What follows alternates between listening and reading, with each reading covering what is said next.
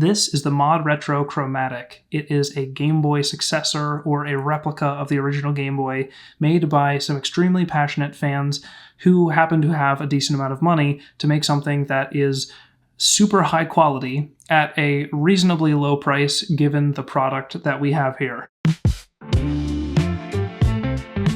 I don't necessarily consider myself the type of person to fall prey for a nostalgia purchase, buying something based off of how it made me feel when I was younger. I do acquire old technology sometimes because I'm interested in the way things work, but when it comes to buying something that just summons a feeling, I tend to avoid it. That said, I have Super Mario Bros. Deluxe for the Game Boy Color, and I played this game like crazy as a kid. I still have it. The battery still has my save file, which I'm actually increasingly concerned about, given that it will one day die and I'll lose my save, so I'm trying to back this up. And I've avoided buying any other Game Boys. I have a Game Boy Color that actually no longer works. I have an original Game Boy in the transparent color, which I can't find right now. I've misplaced it. And this to me was an instant buy because it basically checked every single one of the boxes that I was looking for. Not to mention, the screen on this thing is crazy. This is a direct replica of the original Game Boy screen, and it is actually backlit. Not only that, but it is a sapphire glass screen, and it has been laminated directly to the panel.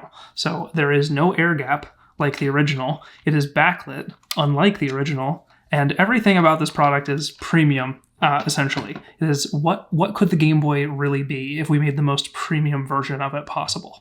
This device is strikingly similar to the previous Game Boy Color. It is somewhere in between a Game Boy and a Game Boy Color. It is a little bit more like the Game Boy Color in size, though, and I think it is just slightly different to hold in the hand. Personally, my preference is to the original Game Boy Color in terms of how it feels. It's rounded off towards the back. I feel like my fingers kind of rest towards the bottom and kind of hug the device, whereas this one is a little bit more boxy, and I feel like I'm kind of clamping against a box. Most game consoles are shaped somewhere like a box with slightly rounded corners, so really it's not that big of a deal.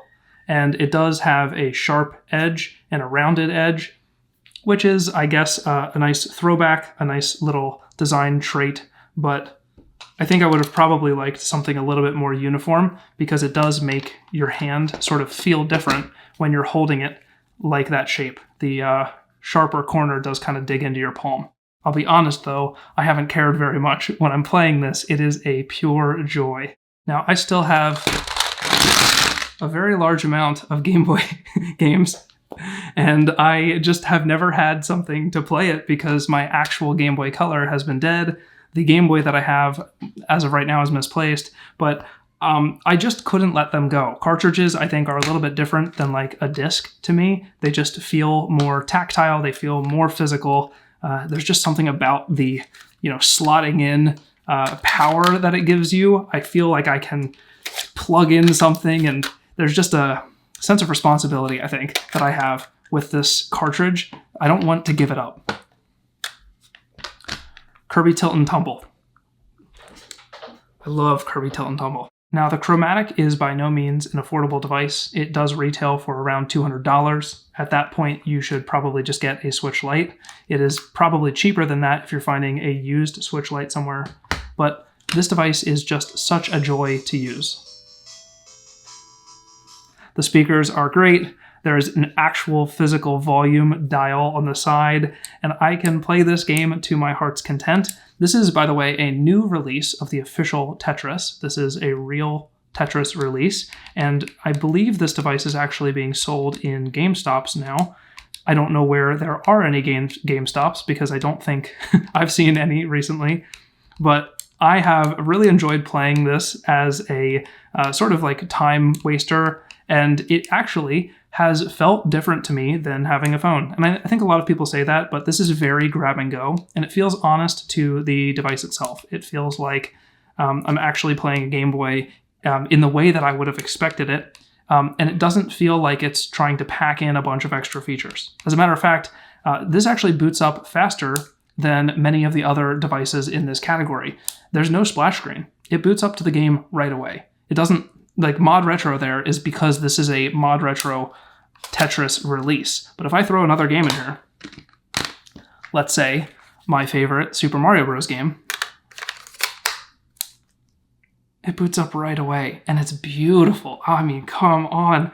That screen is crazy. It's crazy. This is a one-to-one replica of the screen, but it is lit. And it has successfully replicated, from what I can tell, the colors of the original Game Boy. And I think this is something to me that, like, I remember playing the original Game Boy and sort of getting lost in the pixels. Like, I know that sounds crazy, but I think at some point in time you just kind of blur everything together, and this really does feel like that. Like, there's something about the pixel grid and the spacing between the pixels that as a child, I remember seeing and sort of respecting. Like, I respect the pixel. And I know that sounds crazy, but everything about this to me is about feeling. And this really does deliver on that. I am so happy to be playing these games in this form factor, in this way. There is a menu based on this menu button here. I'm able to open up a couple of different tabs, and actually, the brightness is very, very high. I can crank this up, and I never do. I typically keep it close to the bottom because I don't need to maximize brightness. I just need to be able to see it, and it's actually been so pleasant to play at night. Honestly, if it could get dimmer than this, it would be nice for those like really late night gaming sessions. But there's another reason why I don't play this late at night, and that's something I'll talk about soon. The display has a couple of different settings, and actually, you know what? There's an update that I need to do. Let me update really quickly. There's a USB-C port on the bottom. I'm going to plug it into my computer and update it. Okay, let me get this installed. Turn it on, plug it in. I will allow the accessory to connect. And my Chromatic is up to date. So it's great to see new Game Boy games coming out. They do have a striking resemblance to the original Game Boy cartridges. They're not exactly the same, but they feel very similar. I'm not hearing any shaking that you get with the older cartridges. But the Game Boy Color games have this little pop out, whereas the Game Boy games go in. So if you do want to pay attention to any of the differences, you might see some there. This is a faithful recreation of the Game Boy Color. I have to say, I'm very impressed. I have a couple of critiques related to it. I think that's impossible not to have. If I was asked to critique the original Game Boy, I could easily do that as well. I think the thing that really gets to me, the biggest difference that I have in terms of the old device and the new, the screen is obviously better. I have a real backlight, and that is incredible. The display is laminated to the sapphire crystal glass. It's incredible. It's technically not glass, it's sapphire crystal. So that's wow. On top of that, the entire thing is made of metal, and it's a magnesium alloy, so it's very light. It actually feels similar in weight, even though the extremely high quality battery case is holding 3 batteries versus the previous 2 batteries. Or at least for the Game Boy Color. I've been swapping between a couple of my favorite cartridges and also using an EverDrive. This has helped for any of the other games that I have that I don't want to carry around all the time. The only real critique I have with the Chromatic is the fact that the button noises are outrageously loud. For late night gameplay sessions, this is not a quiet device. This is not something that you're playing quietly, slowly mushing the buttons back and forth. This is a very auditory experience. Like, it's really loud. And I figured out what's happening. The plastic buttons on the top is a button, and then on the bottom is a plastic slat that is basically holding the button in place. And when I push it down, it goes down, and when I push it up, the plastic hits the metal shell. So really what I need to do is muffle the top side of the plastic. If I added a little bit of padding, it would actually stop that noise. And I really might take this apart and do that because it is actually preventing me from playing it sometimes. There are times where I've consciously not taken this with me some places because I know it will make too much noise. And that's not because of the volume from the incredible speakers. It's actually because of the button noise. Now the thing is, anyone can talk about this device. There have already been plenty of reviews about it. My main concern is the real experience, the sense of nostalgia that I actually bought into when I bought this device. And I would say it delivers on that hook, line, and sinker. I have resisted for many years buying an emulator device because I just felt like it didn't really do it justice. I've really enjoyed the IPS display mods, the colored backlit displays that they've added to some of the old classic consoles. I found that to be really, really interesting. I even paid close attention to the Analog Pocket and was heavily considering jumping down that avenue because it had the actual cartridges that I could stick in and play on the FPGA, which, by the way, this is an FPGA as well. So the process is similar. It's technically running on the same hardware. Everything is emulated and, well, everything is running exactly as it would have on the original. And that, to me, has been just a great experience. This to me feels like a very honest device. It feels like the best Game Boy that really could exist. It doesn't feel like it's trying to be 3 consoles in one. It doesn't feel like it's trying to get you to buy the newest version. This is just which, by the way, it does say first edition, so if they do make a second edition, that would be very interesting. But to me, this feels like I buy this, and now I have a Game Boy for a very long time. This Game Boy doesn't work anymore. It barely plays audio. The screen doesn't actually display anything. It has some issues. But this, I feel like I could throw this at something. It is sturdy. It is a robust device. Even if I had a glass screen protector, it would be softer than what's on here. This sapphire crystal is incredible. I feel for this device. And I say that as someone who tries to avoid nostalgia purchases. If you had a Game Boy and it mattered to you, this device will matter to you. If you did not have a Game Boy and you are looking for an entry into some sort of childhood history that you never had, or playing a bunch of very interesting old games, you will enjoy this. And honestly, one of the other things that I've really enjoyed are these new game releases. I have played the original Tetris, which I can't quite find at the moment, or at least the Tetris I had. I have played Tetris Attack versus the new Tetris, and I have to say, the new Tetris is great. I can do the up move. I press up and it slams down. Let me do that right now. When I play this version of Tetris, everything feels snappy. Everything feels like it was meant to be. Everything feels like it was created for today. It doesn't feel like it was created for back then. And there are things that I think were thought of or addressed. It really feels like a new game that is just happening to play on an old console. The best thing is I can actually take this cartridge and play it on one of the old consoles if I want to. I don't, and my Game Boy's broken anyway. But hopefully this device is one that lasts a very long time. This is the device I feel like I can pass off to someone and say, hey, play these Game Boy games, and they'll get it. They really will get it.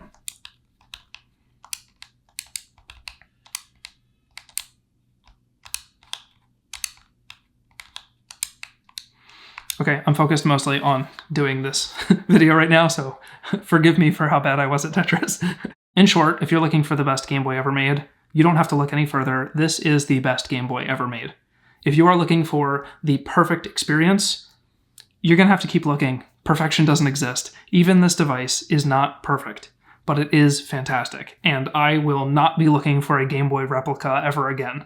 This, to me, has satisfied every need. There are firmware updates, so I will expect to see probably some other features. I can do USB-C out to a display, so if I wanted to, I could blow this up onto a bigger display. There are things here that I think will change. From what I can tell, there is Bluetooth and Wi-Fi on this device, though there's nothing really built out for that right now. So it's possible that we'll see Bluetooth headset compatibility, some other things like that. By the way, real headphone check. For me, one of the most interesting things is the type of relationship you as a person can have with a device. This device, for me, has been a really incredible experience. It has brought something out of me that I really haven't felt since I was a kid. And again, I'm not going to fall into this nostalgia pit of just picking up every single thing I can. But when it comes down to this, I am happy that I made this purchase. This is the best Game Boy I've ever owned, and I'm excited to see what's next. If you happen to be into retro consoles or retro games, what devices do you use? Do you emulate them? Do you get something that actually runs the original hardware? What is interesting to you about this space? It's funny to me that the best Game Boy ever created came out when I was an adult. I didn't think that would happen, given that it was discontinued quite long ago. That said, it is a fantastic thing to have a console so accurately recreate that type of experience, and I, for one, will be playing through my original Super Mario Bros. Save file on the original cartridge for as long as possible. And I also think this will be a great entry point for a new generation to play some of these old classics in a way that maybe none of us ever had a chance to. Imagine in 20 years when one of these kids has nostalgia for this device. That will be weird. So really, in some ways, this is the new Game Boy. I think that's enough said. As a side note, I find myself currently owning many different orange devices. This was not planned or coordinated, it just happened. But there's something about gadgets that I just can't get enough of.